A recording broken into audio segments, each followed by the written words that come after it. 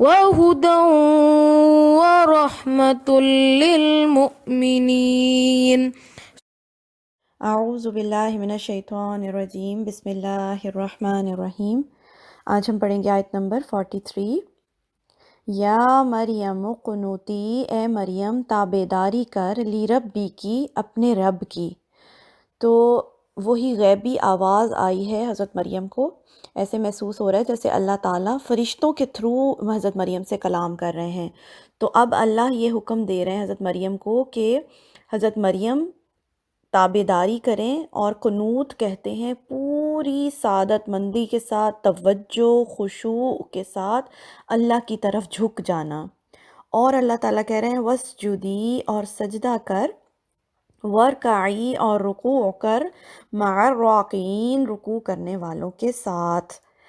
یعنی سجدہ اور رکوع نماز کے ارکان ہے نا، تو ایسے محسوس ہو رہا ہے کہ نماز باجماعت میں شامل ہونے کا حکم ہو رہا ہے۔ اللہ کی طرف سے حضرت مریم کو یہ حکم ہے کہ وہ نماز باجماعت میں شرکت کریں۔ جیسا کہ ہم جانتے ہیں کہ حضرت مریم علیہ السلام جو ہیں وہ ہیکل سلیمانی میں اپنے ایک حجرے میں رہا کرتی تھیں، ایک ان کا کمرہ تھا اور وہ وہیں پر ہی عبادت کرتی تھیں۔ جیسے اعتکاف کی حالت ہوتی ہے تو اسی طرح وہ وہیں پر ہی رہتی تھیں، وہیں عبادت کرتی تھیں۔ تو اب اللہ تعالیٰ کہہ رہے ہیں کہ حجرے سے نکل کر اب باجماعت نماز میں شرکت کریں۔ تو ظاہر ہے اس وقت بھی لوگ نماز تو پڑھتے تھے، تو خواتین تو جاتی نہیں تھی ہیکل سلیمانی میں، تو اب اللہ حکم کر رہے ہیں کہ وہ مردوں کے ساتھ اب وہاں پر نماز باجماعت میں شرکت کریں۔ تو یہ تو ہمیں پتہ چل گیا کہ ایک خاتون کو اللہ کی طرف سے نماز باجماعت کا حکم ہو رہا ہے۔ اب سمجھنے کی، ہمارے لیے سمجھنے کی اس میں یہ بات ہے کہ آیا کہ خواتین کا نماز باجماعت کے لیے مسجد میں جانا کیسا ہے، یہ سمجھنا ضروری ہے ہم سب کا، کیونکہ جیسا ہم جانتے ہیں ہمارے سب کانٹیننٹ میں بہت زیادہ خواتین جو ہیں وہ مسجدوں میں نہیں جاتی ہیں۔ تو یہ بحث بھی کافی پرانی ہے کہ آیا کہ جانا چاہیے مسجدوں میں خواتین کو باجماعت نماز کے لیے یا نہیں۔ تو آئیے اس میں ہم جو ہے کچھ بریفلی باتیں جو ہیں سمجھ لیتے ہیں۔ پہلی دلیل تو اس میں یہی ہے کہ اللہ کا حکم ایک خاتون کو ہو رہا ہے نماز باجماعت کے لیے، اور نبی صلی اللہ علیہ وآلہ وسلم نے بھی خواتین کو انکریج کیا ہے کہ وہ مسجد میں آئیں اور آ کے نماز باجماعت میں شرکت کریں۔ اس میں یہ ہے کہ بخاری کی حدیث ہے کہ مسلمان عورتیں نبی صلی اللہ علیہ وسلم کے ساتھ نماز فجر میں شامل ہونے کی خاطر چادروں میں لپٹی ہوئی حاضر ہوا کرتی تھیں۔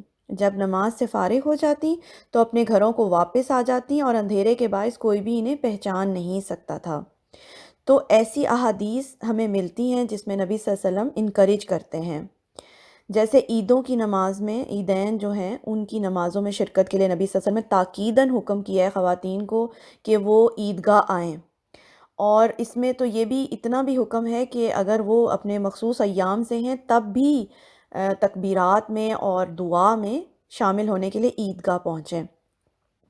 لیکن اس کے ساتھ ساتھ ایسی احادیث بھی ہمیں تواتر سے ملتی ہیں جن سے یہ ظاہر ہوتا ہے کہ عورتوں کا اپنے گھر میں، بلکہ گھر کے بھی کسی کونے میں نماز پڑھنا بہت زیادہ افضل ہے۔ تو دونوں طرح کی احادیث ہمیں ملتی ہیں۔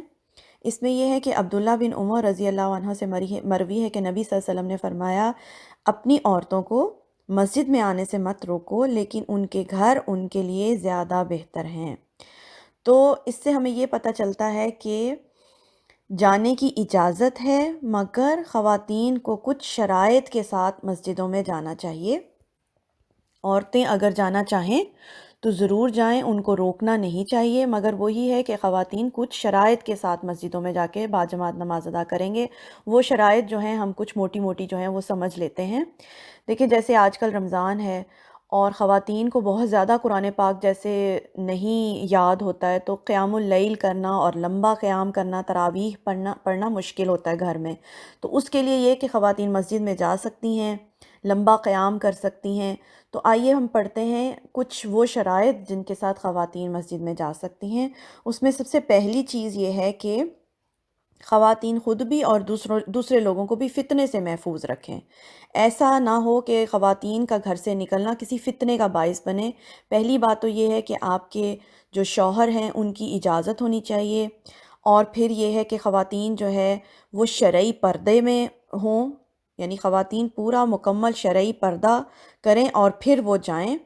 مسجد میں راستے میں اور مسجد میں مردوں کے آمنے سامنے نہ آئیں، خوشبو مت لگائیں۔ اگر مسجد جانا ہے تو خوشبو، بالکل ویسے بھی خواتین کے لیے خوشبو لگا کے باہر نکلنا منع ہے، تو خوشبو نہ لگائیں، اپنی زینت کو چھپا کر گھر سے نکلیں، اور ایسی مساجد میں جائیں جہاں پر انٹرنس جو ہے خواتین کی وہ الگ ہو، مردوں سے الگ ہو، اور خواتین کے لیے الگ سے پردے کا انتظام ہو، ایسی مساجد میں جائیں۔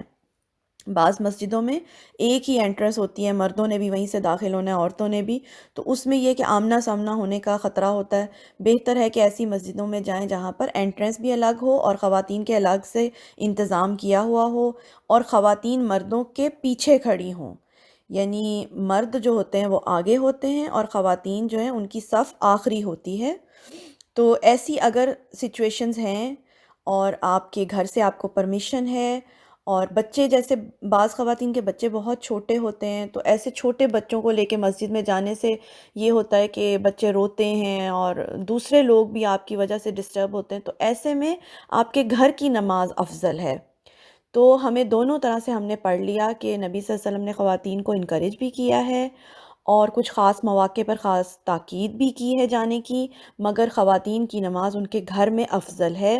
تو آپ کے لیے دونوں چیزوں کی اجازت ہے، اب آپ خود اپنا جائزہ لے لیجئے کہ آپ کے لیے کیا چیز زیادہ مناسب رہے گی۔ تو آئی ہوپ کہ سمجھ آ گیا ہوگا۔ سبحانک اللہم و بحمدک، اشہد ان لا الہ الا انت، استغفرک و اتوب الیک۔